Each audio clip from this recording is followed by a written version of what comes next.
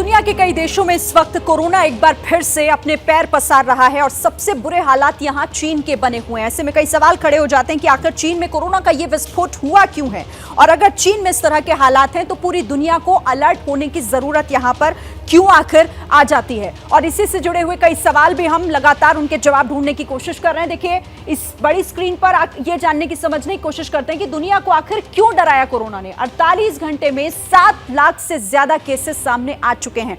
48 घंटे के आंकड़े हैं ये।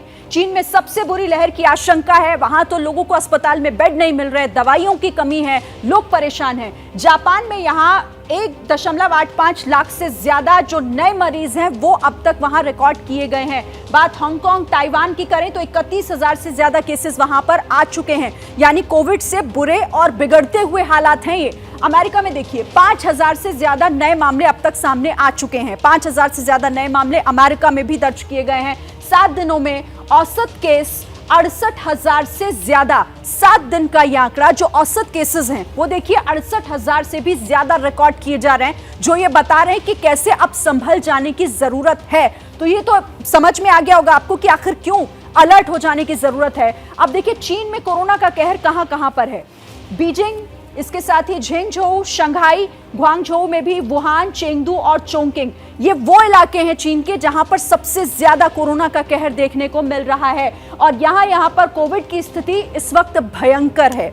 हमारे साथ मेहमान भी बने हुए हैं। डॉक्टर अरविंद का मैं रुख कर लेती हूं। डॉक्टर अरविंद, माफ कीजिएगा, डॉक्टर अंशुमन हमारे साथ हैं। डॉक्टर अंशुमन, आप तो लगातार इन सब चीजों पर नजर भी बनाए हुए हैं, आपको भी समझ आ रही होंगी चीजें, लेकिन जिन नए वेरिएंट की भी आशंका से गुरेज नहीं किया जा सकता। आपको क्या लगता है कि ये नए वेरिएंट कितने खतरनाक हैं, और भारत में क्या इसको लेकर हम तैयार हैं अगर ये भारत में भी पैर पसारते हैं तो? जी देखिए, नए वेरिएंट की अभी जेनोमिक सीक्वेंस प्लस जिसको हम कहते हैं फॉलोअप नहीं हुआ। संक्रामक क्षमता ज्यादा है ये तो डिक्लेयर हो गया, लेकिन मारक क्षमता कितनी है, आईसीयू एडमिशन कितना है, खास करके चाइना में मिक्स पॉपुलेशन है, इम्यूनाइज्ड एंड नॉन इम्यूनाइज्ड, ये काफी मिक्सचर है पॉपुलेशन का, अनलाइक यूएस, यूरोप या इंडिया। जब तक यूरोप, यूएस जहां की ऑलरेडी केसेस बढ़ रहे हैं वहां से रिपोर्ट नहीं आती, तो ये कहना कि नया वेरिएंट कितना घातक होगा अभी मुश्किल है। हाँ, लेकिन जब विरुलेंस बढ़ने की तरफ हो तो हमें सतर्क हो जाना चाहिए कि उसमें म्यूटेशनल एरर जब भी आएगा तो हो सकता है मारक क्षमता बढ़ जाए या एबनॉर्मल प्रेजेंटेशन हो जाए जो कि डिटेक्ट ना हो और सुपर स्प्रेडर इवेंट हो सकता है। तो हमें इन म्यूटेशन पे नजर रखना है, इसमें कोई दो मत नहीं है। फर्दर म्यूटेशन हमारे यहाँ जब होगा, अगर ये स्प्रेड होकर हिंदुस्तान आता है तो हमारे यहाँ ज्यादा पॉपुलेशन इम्यूनाइज है, ये कैसे बिहेव करेगा, जैसे आपने ओमिक्रॉन के समय सुना था स्टिल्थ ओमिक्रॉन, जो चकमा देने वाला आ गया था। तो क्योंकि इम्यून पॉपुलेशन मिलेगा तो चकमा देना ज्यादा सीख सकता है, एक इसकी संभावना है।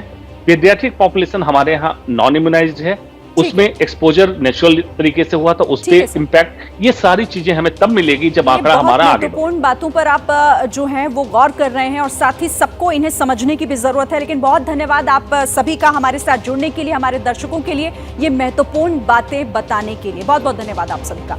जैसे ही घड़ी का काटा दोपहर 2:30 पे आए, बबीता जी का दिल सास बहू साजिश के लिए मचल जाए। और ये है इनकी बहू, पूरे दिन ऑफिस की टेंशन हो जाए गॉन जब ये करें अपना फेवरेट शो फ्री टाइम पे ऑन। इनकी तरह आप भी देखिए अपना फेवरेट शो अपने टाइम पर और डाउनलोड कीजिए एबीपी लाइव ऐप अपने स्मार्ट टीवी पर।